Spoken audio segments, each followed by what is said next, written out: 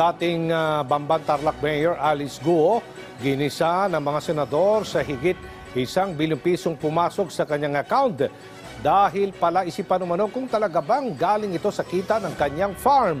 Umano'y negosyo ni Guo at isang alkalde naman sa Pangasinan.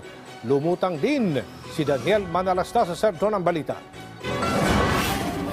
Bukod sa kanyang pagkatao, paano nakapuslit palabas ng bansa, umano'y death threat at umano'y love life, hindi rin pinalagpas sa ilang senador na gisahin si dismissed Mayor Alice Guo tungkol naman sa kanyang umano'y bank accounts.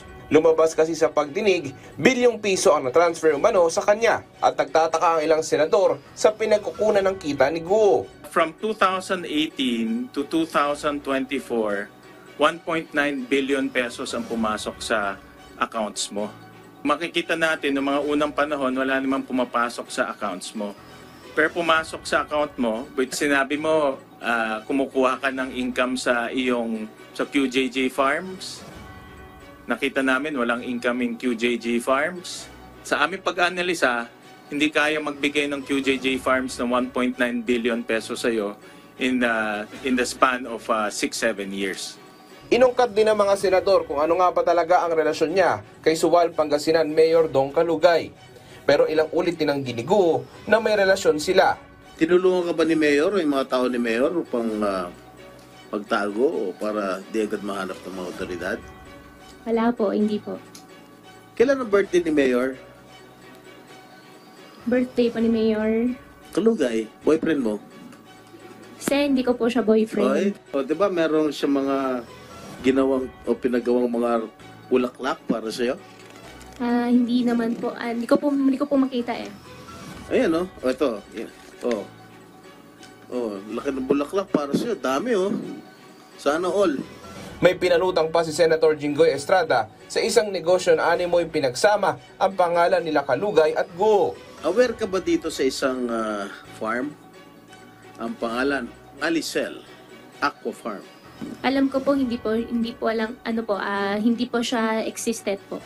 If you coin the name Alicel, Ali stands for Alice and Cel stands for Liceldo. Di ba? Okay ba? Ha? Tama? Wala po akong aqua farm po doon sa place po nila. Ang ilang senador tulad ni Senate Majority Leader Francis Tolentino naglatag ng ilang legal na basihan kung bakit dapat sa kustudiya ng Senado si Guo. Kung mali po ito na pag-file natin, sino po ngayon, mali po yung court. Tama po ba yung court kung walang jurisdiction na mag-issue rin ng warrant of arrest? Walang visa po yun, Your Honor. Wala, invalid yung warrant of arrest. My God, invalid yung warrant of arrest. So pag titingnan po natin, as we speak, 2:20 p.m., iisa na lang po ang natitirang warrant of arrest na valid. The warrant of arrest coming from the Senate. The Senate of the Philippines. So, sino po ang may karapatan mag-issue ng direktiba kung saan i-detain? We really want to help the court. Gusto namin si Branch 109 ilipat na niya sa Valenzuela. But this is the dilemma. Ayon naman kay Senate President Francis Escudero, may magandang punto si Tolentino pero korte pa rin anya ang may desisyon. Daniel Manalastas para sa Pambansang TV sa Bagong Pilipinas.